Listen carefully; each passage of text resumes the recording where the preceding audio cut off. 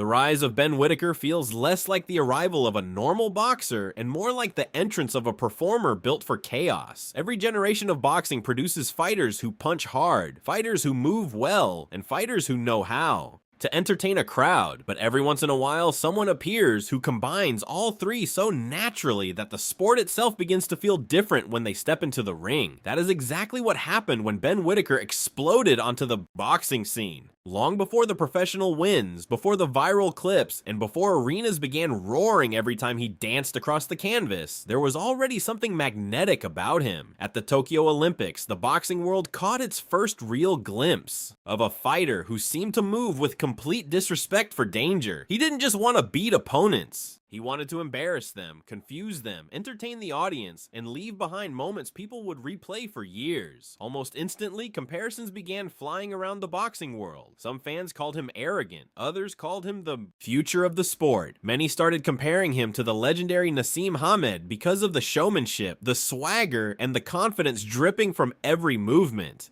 But Whittaker wasn't trying to copy anybody. He was building his own identity, one dance step and one knockout at a time. What made him so dangerous was the contrast between the smiling entertainer and the ruthless finisher hidden underneath. 1 second, he looked like a man joking around in a sparring session, and the next second, he was detonating punches that completely changed fights. By 2024, Whittaker's popularity had exploded. Social media clips of his movement and mockery spread everywhere, turning him into one of the most talked about names in boxing despite being early in his professional career. Fans packed arenas not just to see him win, but to see what he would do next. Nobody knew if he was about to dance, taunt, dodge punches with his hands behind his back, or flatten someone with a devastating counter. That unpredictability became part of the attraction. Every Ben Whittaker fight felt like controlled madness. One of the moments that truly captured his growing legend came against French fighter Khalid Gradia. Before the fight, tensions were already boiling. Gradia wanted to humble the flashy British star and spoke as though he intended to send him to the hospital.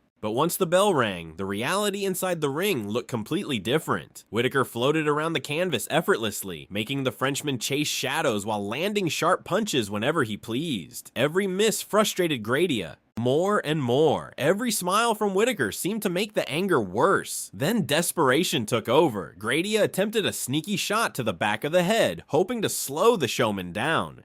Instead, it unleashed something terrifying. The moment that punch landed illegally, it was like a switch flipped inside Whittaker. The dancing entertainer suddenly transformed into a predator. His eyes sharpened, his pressure increased, and his punches became vicious. He ripped brutal body shots into Gradia's liver, folding the Frenchman under the pressure. The crowd exploded as Whittaker stalked him around the ring, combining mockery with destruction. It was almost cruel to watch. He wasn't simply winning anymore, he was making an example out of him.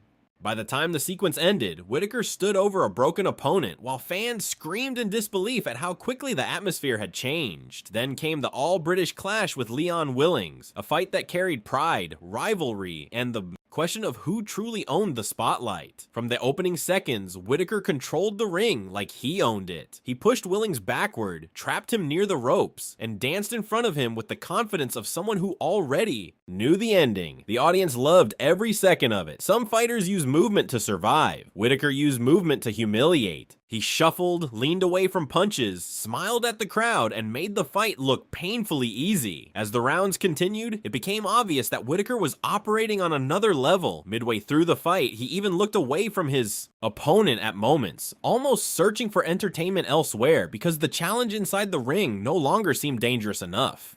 Willings tried to respond with aggression, but frustration only made things worse. The more emotional he became, the calmer Whittaker looked. Every exchange favored the flashy Brit. Every clean punch reminded the audience that behind the dancing was real power.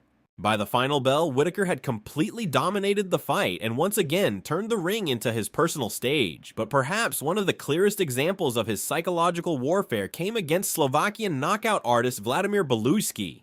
Nicknamed Big Bad Vlad, Beluski entered the fight carrying a reputation for toughness and power. Many expected him to be the man who could finally test Whittaker's style. Instead, he became another victim of the show. From the beginning, Whittaker tore into the body relentlessly, digging punches into Beluski's ribs while controlling distance with frightening precision.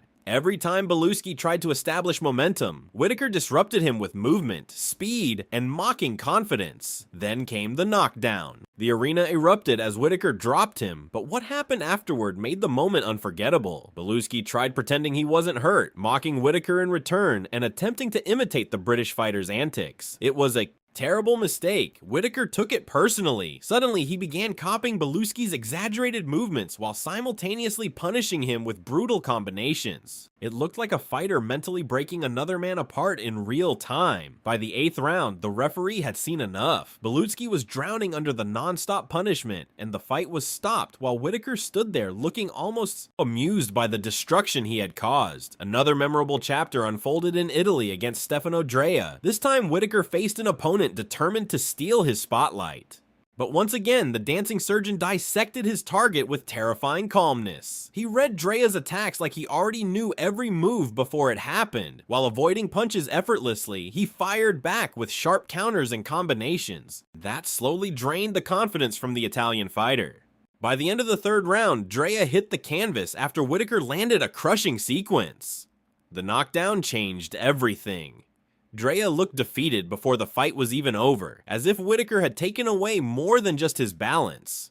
From that point onward, it became survival rather than competition. The violence continued in Birmingham against Scotland's Jordan Grant. Wearing cheetah print gear and radiating confidence, Whittaker entered the ring like a hunter preparing for another kill. Grant tried to pressure him, but it only highlighted the massive difference in class between them. Whittaker slipped punches effortlessly, toyed with his timing, and smashed him with sharp combinations that left visible damage early in the fight. Then came the knockdown that changed everything. Grant never recovered. Whittaker controlled him like a puppeteer afterward, forcing him into exchanges he couldn't win. Eventually, Grant's corner threw in the towel, ending the beating before it got worse. Yet perhaps the most important moment of all came during Whittaker's professional debut against Greg O'Neill. That was the night the boxing world truly saw the birth of the dancing beast. From the opening bell, the speed difference was shocking. Whittaker rocked O'Neill with clean shots almost immediately, then began unveiling the showboating style that would later make him famous. The crowd couldn't believe what they were watching. A young fighter dancing, mocking, entertaining, and destroying his opponent all at once. Then, in the 2nd round, he landed the knockout shot that sent O'Neill crashing down and officially announced his arrival to professional boxing. Now the boxing world watches closely as Ben Whittaker's story continues to unfold. Some believe he is destined to become one of the sport's biggest stars. Others still think the flashy style will eventually catch up to him. But whether people love him or hate him, one thing has become undeniable. Nobody can ignore him. Every time he enters the ring, he creates moments. Moments of brilliance, moments of chaos, and moments that leave crowds screaming in disbelief. He fights like a man who understands that boxing is not only about winning, but about leaving behind memories people never forget, and maybe that is what makes Ben Whittaker so dangerous. The punches hurt, but the humiliation hurts even more. If you enjoyed this story, make sure to like the video, subscribe to the channel, and turn on notifications for more dramatic boxing breakdowns and fight stories. Do you think Ben Whittaker is the future face of boxing, or will his showboating eventually backfire against elite competition? Let us know in the comments below.